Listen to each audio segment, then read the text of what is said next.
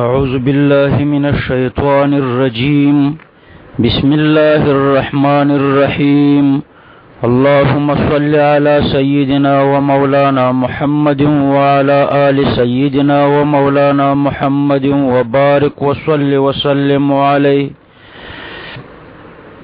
پنن درس کی با د مشکات او د مصابیح په مابین کې چې کمی وجه د فرق صاحب د مشکات ذکر کړی دی د الله پاک په توفیق باندې به هغه بیان کو. صاحب د مشکات د خپل کتاب او د مصابیح په مابین کې وجه د فرق داسې ذکر کړي. دو وجه د فرق په دې عبارت کې تیری شوی چې فاعلمت ما اغفله. په دې کې اوله وجه د فرق دا مونږ ذکر کړی و چې په مصابیح کې د حدیث د متن نمخ کې د صحابي نوم نو، صاحب د مشکات د صحابي نوم درج کړو. داسي لکه مثلا داسي وی صاحب د مشکات چې عن عمر بن الخطاب رضی الله عنه، په مصابیح کې داسي نو. په دې کې د حدیث دراوی متقدم الاسلام واله او متأخر الاسلام واله را معلومیږي چې د حدیث د ناسخ والی او د منسوخ والی په باب کې ترنه کار اخیستل کیږي. همدارنګ ترنه دراوی فقاهت او مرتبه را معلومیږي. او دویمه وجه د فرق په دې عبارت کې داوا چې په مصابیح کې د حدیث د مخرج او د مأخذ ذکر نو، یعنی داسې پکې نو چې رواه البخاری مثلا صاحب د مشکات مخرج ذکر کړو او د مخرجینو شرایط معلوم او معروف دي، نو په دې سره د حدیث معیار معلومیږي. بل وجه د فرق ذکر کړي وقسمت كل باب على فصول ثلاثه. نو دریم وجه د فرق په دې عبارت کې دا ذکر شو چې په مصابیح کې په هر باب کې دو فصلونه، فصل اول ته د من الصحاح عنوان لګولو او په دې کې د صحیحین او احادیث ذکر کړو. صاحب د مشکات د من الصحاح عنوان په فصل اول باندې بدل کړو. دارنګي صاحب د مصابیح دویم فصل ته د من الحسان عنوان لګولو او په دې کې د نور کتب د حدیث او احادیث ذکر کړو. صاحب د مشکات د من الحسان عنوان په فصل ثانی باندې بدل کړو. نو دا تبدیل د عنوانینو من الصحاح دای بدل کړو په فصل اول او من الحسان دای بدل کړو په فصل ثانی. نو په فصل ثانی کې لکه صاحب د مصابیح چې د من الحسان لاندې حسن احادیث ذکر کړي، نو د په فصل ثانی کې حسن احادیث ذکر کړي. اوس کته اعتراض وکړي چې په فصل ثانی کې خټول احادیث حسن نه دي، نو څرنګه ورته د من الحسان عنوان لګولو؟ نو تاسو ورته جواب ورکړئ چې اکثر پکې حسن دي او للاکثر حکم الکل. او درم وثالثها مشتمل على معنى الباب. نو درې فصل صاحب د مشکات ذکر کړه. څلورم وجه د فرق دا ذکر کړي چې وثالثها مشتمل على معنى الباب. نو د مصابیح ټول احادیث په فصل اول او فصل ثانی کې درج کړل. د دین ورسته صاحب د مشکات په هر باب کې د فصل ثالث استدراک کړی دی الا ماشاء الله. نو صاحب د مشکات فرمای وقسمت كل باب غالبا على فصول ثلاثه. نو پدې کې یو وجه د فرق ذکر کړه او وثالثها مشتمل على معنى الباب. پدې کې بل وجه د فرق ذکر کړه، څلورم وجه د فرق چې د مصابیح ټول احادیث په فصل اول او فصل ثانی کې درج کړل. د دین ورسته بیا صاحب د مشکات په هر باب کې د فصل ثالث استدراک کړی دی الا ماشاء الله. د مع محافظه الشریطه معنا دا ده چې د اولنیو دوړو فصلونو په شان په دریم فصل کې دراوی نوم او د حدیث مأخذ او مخرج ذکر کړی دی. او پنځم وجه د فرق صاحب د مصابیح دا ذکر کړي وان كان مأثورا عن السلف والخلف. ګوره صاحب د مصابیح قصدن وصالتن مرفوع احادیث ذکر کړي دي، موقوفات او مقطوعات کله کله بالتبع ذکر کړي. او صاحب د مشکات په فصل ثالث کې موقوفات او مقطوعاتم قصدن او اصالتن ذکر کړی دي. تر دې پوری 15 وجه د فرق شوی. اوس درته د عبارت غرض او معنا ذکر کوم. تر دې پوری موږ مشکات ویلو وإني إذا نسبت الحديث إليهم كأني أسندت إلى النبي صلى الله عليه وسلم لأنهم قد فرغوا منه وأغنونا عنه. غرض د مصنف دفع د اعتراض دم چې په مصابيح کې چې کوم قصور د اغي مکمله جبیره خو په مشکات کې نه ده شوی، ځکه چې په مصابيح کې سندونه نو د حدیث د صحت او د ضعف معلومات نه کېدلو. صاحب د مشکات صرف د صحابینم او مأخذ زیاد کړو، پورا سندونه نه دي ذکر کړي، او ترڅو چې پورا سندونه ذکر شوی نه نو دا اشکال نه ختميږي. خلاصه د دفع دا ده چې صاحب د مشکات فرمایي چې ما د حدیث په اخر کې مأخذ ذکر کړی دی او په مأخذونو کې د هر حدیث سره سندونه ذکر شوی دي، لہذا د اغوی سندونه کافی دي. مولا علی قاری رحمه الله فرمای چې د منه د عنه ضمائر اسناد تراجی دي چې د اسناد په ضمن کې ده، لکه اعدلوا هو اقرب للتقوى. نو قد فرغوا منه یعنی من الاسناد واغنونا عنه یعنی عن الاسناد. اسناد باندې اسناد دلالت کوي. وسردت الكتب والابواب كما سردها واقتفيت اثره فيها. ما په هغه ترتیب سره کتابونه او بابونه راوړي دي په کم ترتیب چې صاحب د مصابيح راوړیو، او ما د هغه د نقش قدم پیروي کړې ده. یعنی مطلب دا چې اول هغه کتاب الایمان ذکر کړی دی، نو ما په اول کې کتاب الایمان ذکر کړو، بیا ورپسې هغه کتاب العلم ذکر کړی، نو ما کتاب العلم ذکر کړو. وهلم مجرا. وقسمت كل باب غالبا على فصول ثلاثه. ما درته ویل چې فاعلمت ما اغفله کې دوه وجه د فرق ذکر شوی. په مصابيح کې د حدیث د متن نمخ کې د صحابینم نو او صاحب د مشکات د صحابینم درج کړو. فاعلمت ما اغفله کې دې ته اشاره کوي. او بل په مصابيح کې د حدیث د مخرج او د مأخذ ذکر نو، صاحب د مشکات مخرج ذکر کړو. او وقسمت كل باب على فصول ثلاثه، تبدیل د عنوانینو. صاحب د مصابيح د هر باب لاندې دوه عنوان ذکر کړیو، من الصحاح او من الحسان. دغه عنوانین بدل کړ په الفصل الاول او په الفصل الثاني باندې. اولها په اول فصل کې هغه حدیث ذکر کیږي اخرجه الشیخان او احدهما چې بخاری او مسلم دغه تخریج کړي دي، یا یوازې بخاری یا یوازې مسلم دغه تخریج کړي دي. وقتفیت بهما، او ما په دې دوړو باندې اکتفا کړی دا. وقتفیت بهما کې دفع د اعتراض کوي. خلاصه د اعتراض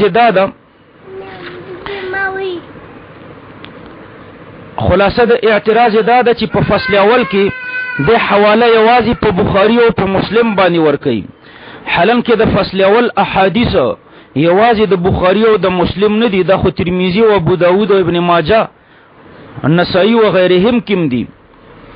نو دې فرمای وقتفیت بهما وان اشترك فيه الغير لعلو درجتهما. یعنی د کوم حدیث په تخریج کې چې د شیخین سره نور امامان شریک وي، نو زه صرف د شیخین په حواله باندې اکتفا کوم، او د دې وجه د شیخین افضلیت ده. وثانیهما، او دویم فصل چې ده په دې کې ذکر کوم ما اورده غیرهما من الائمه المذکورین، هغه چې نور امامانو کوم احادیث ذکر کړی دي دا مخکې چې نمونه یاد شو. وثالثها مشتمل على معنى الباب، نو په دې کې صاحب د مصابيح ما درته ویلو چې څلورمه وجه د فرق ذکر کوي چې د مصابيح ټول احادیث په فصل اول او فصل ثانی کې درج کړل. د دین وروسته به صاحب د مشکات په هر باب کې د فصل ثالث استدراک کړی دی. من ملحقات مناسبه، د هغه توابعونه چې هغه مناسب د دې باب سره دي. مع محافظه الشریطه، د دې معنا دا ده چې د اولنې دوړو فصلونو په شانی په دریم فصل کې دراوینم او د حدیث مأخذ او مخرج ذکر کړی دی. وان كان مأثورا عن السلف والخلف، پدې کې پنځمه وجه د فرق درته ما ذکر کړه چې صاحب د مصابيح قصدن او وصالتن مرفوع احادیث ذکر کړی دي، موقوفات او مقطوعات کله کله بالتبع ذکر کوي، او صاحب د مشکات په فصل ثالث کې موقوفات او مقطوعات قصدن او وصالتن ذکر کړی دي. ثم انك ان فقدت حديثا في باب فذلك عن تقرير اسقطه. دا شپږم وجه د فرق دا چې حذف د مکرراتو ده، یعنی صاحب د مشکات د مصابيح مکررات ختم کړل. نو په صاحب د مشکات باندې دا اعتراض نه واردېږي چې ډیر احادیث داسې دي چې په مصابيح کې په یو باب کې ذکر شوی وي او صاحب د مشکات نه دي ذکر کړي. نو صاحب د مشکات فرمایي چې دا زمانه سهوا نه دي پاتې شوی، بلکې د تکرار لوجه می قصدن پریخي دي. وان وجدت آخر بعده متروكا على اختصاره او مذموما اليه تمامه فعن داعي اهتمام اتركه والحقه. او کتا پیدا کړو یو بل حدیث، وان وجدت آخر ک یو بل حدیث دی پیدا کړو متروكا على اختصاره چې هغه پر خودل شوی په خپل اختصار سره، او مذموما الیه تمامه او یا ور سره مکمل حصہ یو ځای شوی و، فعن داعی اهتمام نو دا د یو باعث لوجه چې اهتمام ده، اترکه والحقه زپریدم او یې پیوسته کوم. نو دا ومه وجه د فرق ده. په مصابيح کې بعض احادیث مختصرو، صاحب د مشکات په دوی کې بعضی په خپل اختصار پر خودل او بعض نور مکمل کړل. د اختصاری ضمیر یا حدیث تراجه ده، یعنی کتب الحدیث عمومي چې بعضی حصے پر خودلې شوی وي په خپل اختصار، او یا دا ضمیر صاحب د مصابيح تراجه ده، یعنی کتب الحدیث عمومي چې بعضی حصے پر خودلې شوی وي په اختصار د صاحب د مصابيح. علامه طیبی رحمه الله فرمایي چې صاحب د مصابيح کله کله د اوګدو حدیثونو بعضی حصے د باب د مناسبت لوجه ذکر کوي، پوره حدیث نه را نقلی. نو صاحب د مشکاتم پدې کې د پیروي کوي. او کله یو حدیث په مختلفو معانیو او الفاظو باندې مشتملی چې د یوې حصے د یو باب سره مناسبتي او د بل حصے د بل باب سره مناسبتي، نو صاحب د مصابيح د دې مناسبت په لحاظ بعضی جملې ذکر کوي، پوره حدیث نه را نقلی. نو صاحب د مشکاتم پدې کې د پیروي کوي. او کله چې دا دواړه صورتونه نه نو بیا پوره حدیث را نقلی. مولا علی قاری رحمه الله فرمایي چې په الحقه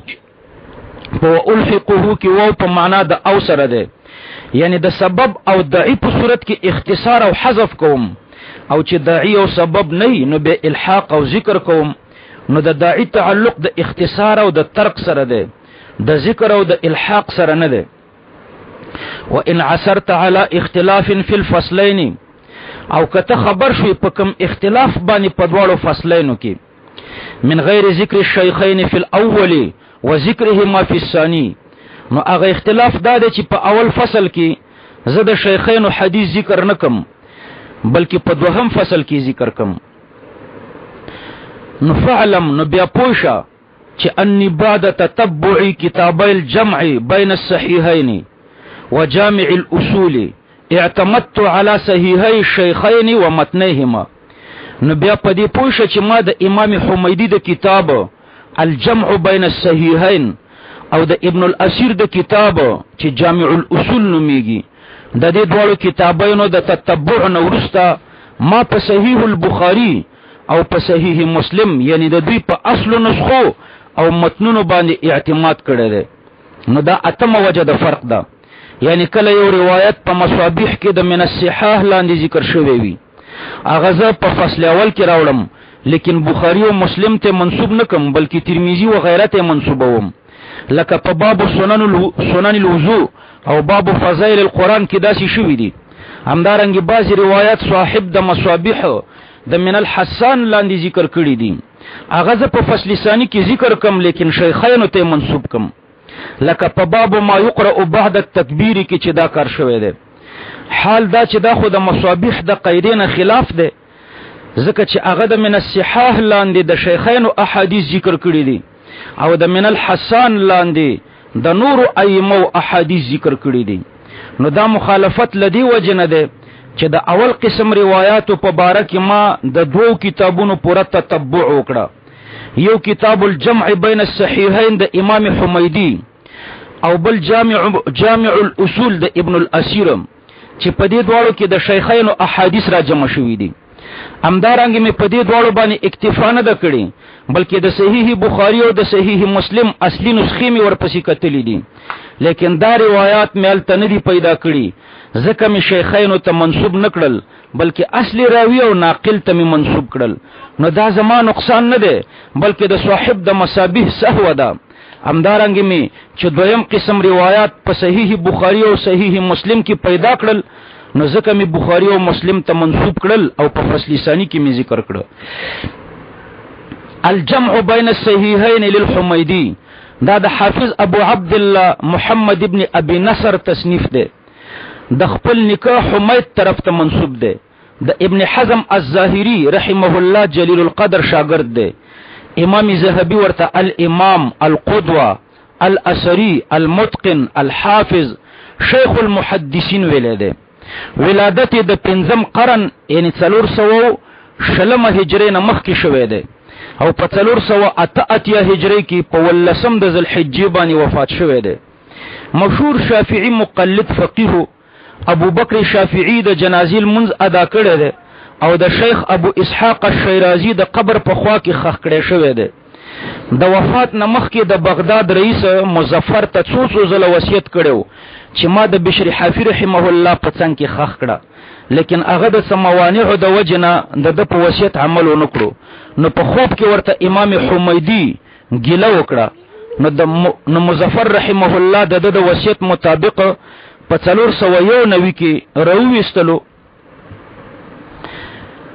او د بشر حافی په څنګ کې خښ کړو. دراوېستلو نو وروسته بدن صحیح سالم او بدن بالکل تر او تازه او تر ډیر لری لری پورې ترنه خوشبوئی تلله.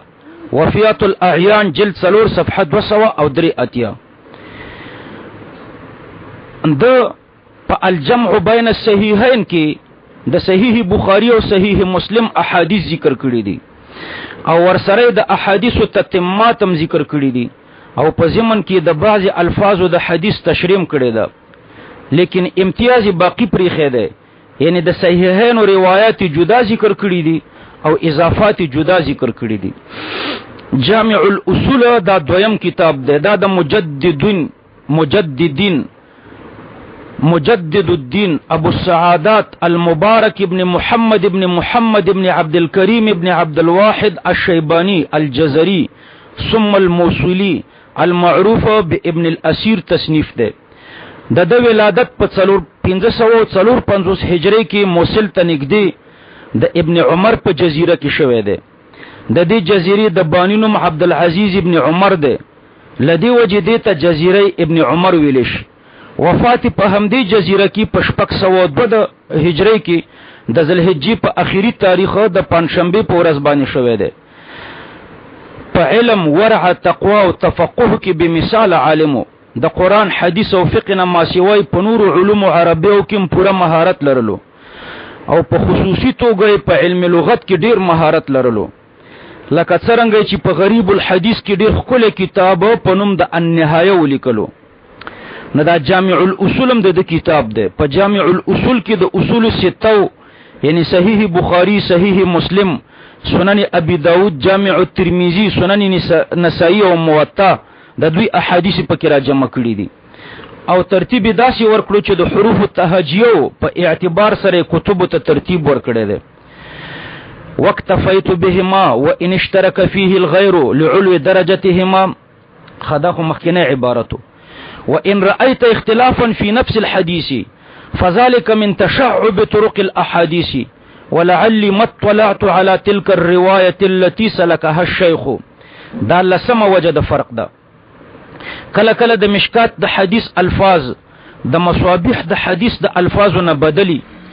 نو ده فرمای چې دا د دی وجنه چې کله یو حدیث په مختلفو سندونو سره په مختلفو الفاظو روایت شوی نو صاحب د مشکات ته هغه متن نه ملاو شوی کوم چې صاحب د مصابیح ته ملاو شوی نو صاحب د مشکات چې کوم متن لیدلی امغه لیکلی نو ځکه فرمای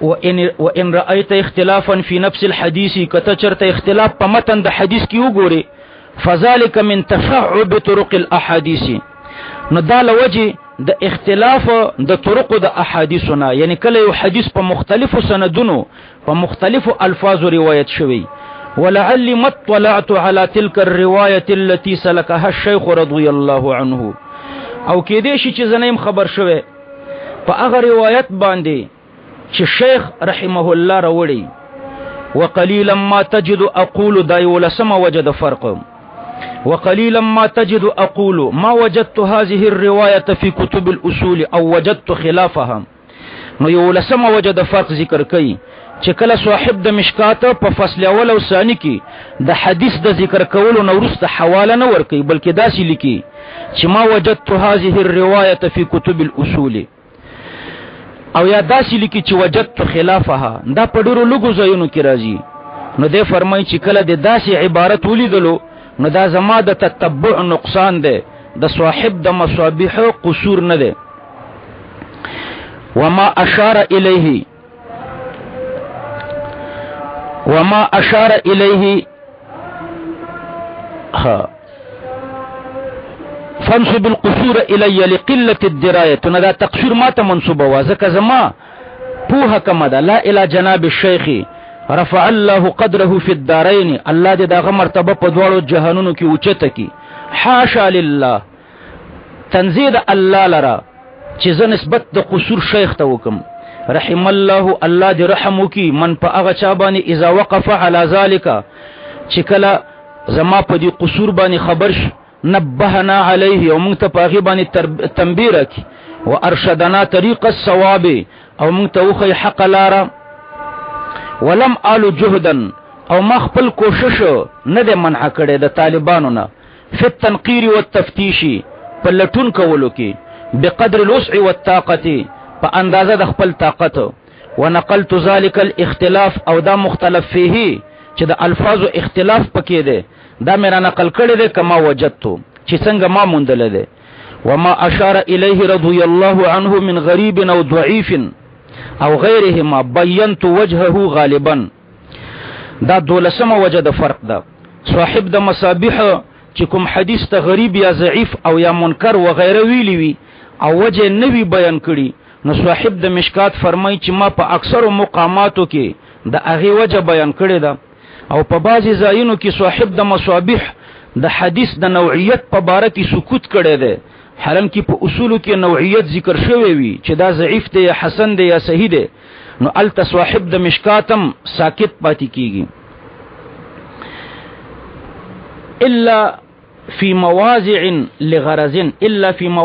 لغرض مگر په یو څو مواضعو کې د بعض اغراض د وجنه یعنی په بعض مواضعو کې علامه بغوی صاحب د مصابيح نوعیت د حدیث نوی بیان کړي لیکن ما بیان کړي وی لکه یو روایت دی المرء على دین خلیله فلینظر احدکم من یخالل دی حدیث ته بعضی موضوعی وی حالانکه امام ترمذی ورته حسن ویلی دی نو امام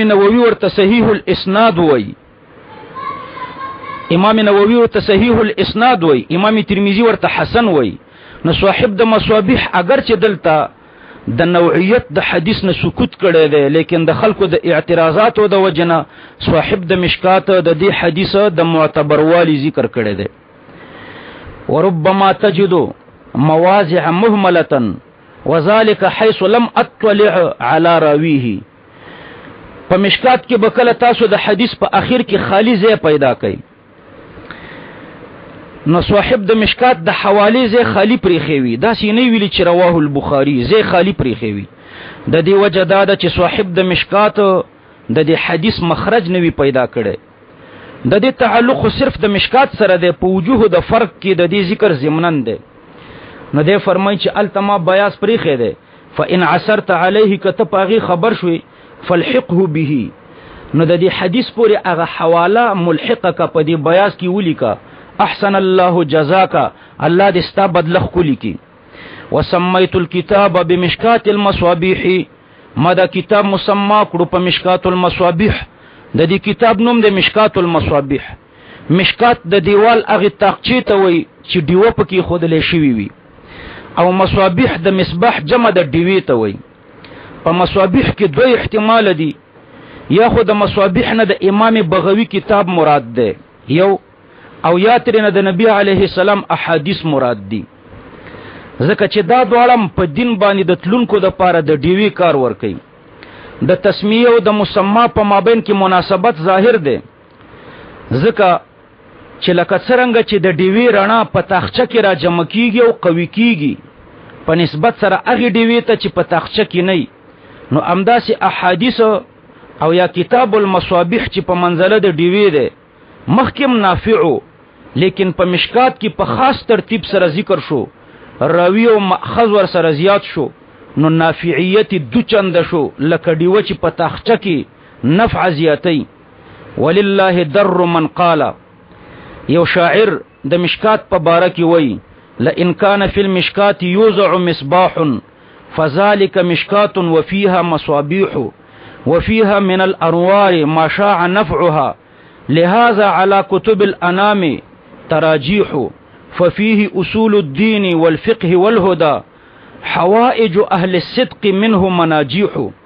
یعنی که په عام تاخچو کې یوي و دیوي، نو دا داسې تاخچه ده چې ډیری دیوی پکې دي، او په دې کې داسې انوار دي چې نفع عامه ده. لدی وجه د دې کتاب د پاره په نورو کتابونو باندې ترجیحات دي. په دې کتاب کې اصول الدین، فقه او هدایت هر څه دي، او د ټولو اهل صدق دینی حاجتونه د دین خپوره کیږي. مخکې مصنف احادیث د دیوی او د رسول الله صلی الله علیه وسلم سینه مبارکه د تاخچې سره مشابه کړي و. فإن التمسك بهديه لا يستتب إلا بالاقتفاء لما صدر من مشکاته. هلته د پیغمبر علیه السلام سینه د تاخچې سره مشابه کړي و، او دلته کتاب المصابیح د دیوی سره مشابه کړو، او کتاب المشکات د تاخچې سره مشابه کړو. اوس دلته یو لفظي اعتراض دی چې مشبہ به قوي وي په نظر سره مشباته، نو احادیث څنګه د دیوی سره مشابه کړي شو؟ آیا دیوه د احادیثو نه قوي ده؟ تاسو ورته جواب ورکړئ چې کله مشبہ به قوي نه وي بلکې واضح وي، نو دلته د مشبہ به محسوسواله او معهودواله معتبر ده، قویواله نه ده معتبر.